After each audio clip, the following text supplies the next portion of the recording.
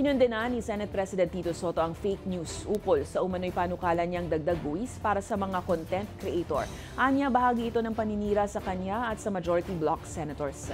Sa kabila niya, napanatili ni Soto ang Senate presidency sa pagsasara ng sesyon bago ang congressional break.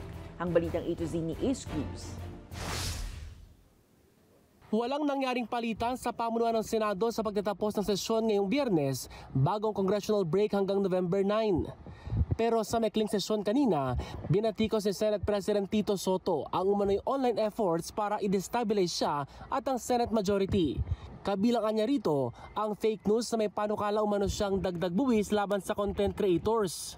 In my 24 years in the Senate, I have never proposed for any additional tax measures. In fact, I have consistently voted against it. May mensahe naman si Soto sa mga nagpapakarat ng maling impormasyon. Ipagdadasal ko na lang kayo. Sa ating mga kababayan, huwag kayong basta maniniwala, lalo na pag masama ang balita. Inanunsyo na rin sa Senate floor ang pagtatalaga kay Blue Ribbon Committee Vice Chairperson Senador Erwin Tulfo bilang acting chairman ng komite.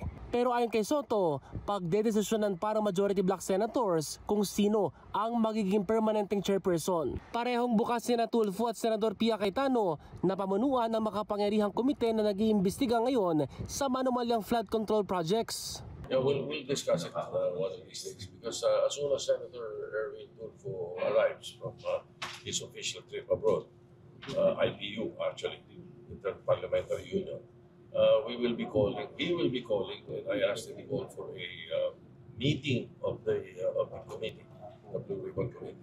Samantala, sa panig ng Kamara, magsisimula ang kanilang break sa Lunes, October 13 para magbigay daan sa third and final reading ng General Appropriations Bill. Nakatakda namang magbalik sesyon ang dalawang kapulungan ng Kongreso sa November 10. Para sa Balitang A to Z, Ace Cruz.